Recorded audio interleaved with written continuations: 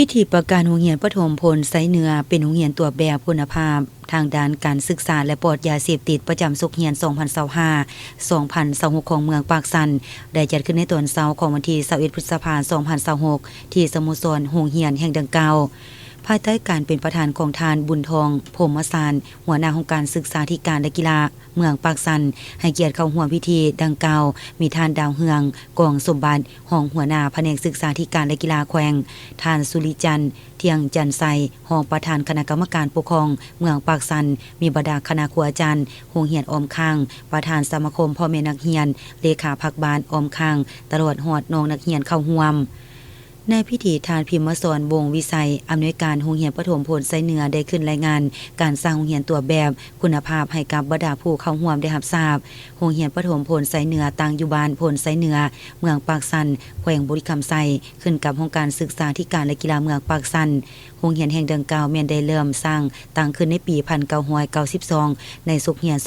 2025-2026 โรงเรียนแห่งดังกล่าวมีครูอาจารย์ทั้งหมดจำนวน 15 คนหญิง 13 คนประกอบมีอาคาร 4 หลังมีห้องเรียนทั้งหมดจำนวน20ห้องมี5ห้องคันเรียนมีนักเรียนทั้งหมด282คนหญิง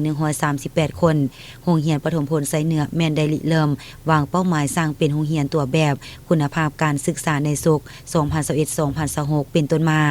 โดยมีการพัฒนาการศึกษาภายในโรงเรียนให้ถูกต้องตามมาตรฐานโรงเรียนตัวแบบคุณภาพทั้ง3ภาค10ด้าน45ตัว4วัดจุดประสงค์ในการสร้างโรงเรียนตัวแบบคุณภาพการศึกษาก็เพื่อเป็นการพัฒนาการเรียนการสอนอย่างรอบด้านตามหลักมูลการศึกษาเป็นต้นแม่นคุณสมบัติศึกษาปัญญาศึกษาศิลปะศึกษาภาระศึกษาและแรงงานศึกษาทั้งนี้ก็เพื่อแนวใส่สร้างให้นักเรียนเป็นคนรักชาติรักบ้านเกิดเมืองนอนและรับรู้มูลเสื่อดีงามของชาติเปลี่ยนแปลงทัศนคติวิธีเรียนและพัฒนานักเรียนให้มีหัวคิดประดิษฐ์สร้างมักการอ่านมีความกระตือรือร้นในการพัฒนาตนเองอยู่เสมอพร้อมกันนี้ในพิธีอย่างใดรับฟังการขึ้นผ่านข้อตกลงของท่านหัวหน้าแผนกศึกษาธิการและกีฬาแขวงฉบับเลขที่274ว่าด้วยการทำห้องเอาโรงเรียนมัธยมและประถมศึกษาเป็นโรงเรียนตัวแบบปลอดยาเสพติดศุกร์เรียน 2025-2026 หัวหน้าแผนกศึกษาธิการและกีฬาแขวงตกลงเห็นดีรับห้องเอาโรงเรียนประถมสมบูรณ์พลไซเหนือเป็นโรงเรียนปลอดยาเสพติดพร้อมเดียวกันนั้นในพิธียังได้รับฟังการขึ้นผ่านข้อตกลงของท่านหัวหน้าห้องการศึกษาธิการและกีฬาเมืองปากสันว่าด้วยการยั่งยืนเอาโรงเรียนประถมสมบูรณ์พลไซเหนือเป็นโรงเรียนตัวแบบภายในเมืองปากสันประจำศุกร์ปี 2025-2026 พร้อมเดียวกันนั้นยังได้มอบใบยอของหัวหน้าแผนกศึกษาธิการและกีฬาแขวงหัวหน้าองค์การศึกษาธิการและกีฬาเมืองให้กับคณะครูอาจารย์อำนาจการปกครองบ้านตลอดหอนิติบุคคลที่มีผลงานดีเด่นในการประกอบส่วนวัตถุถิ่นหอนเข้าในเวียกงานการศึกษาภายในโรงเรียนในระยะผ่านมา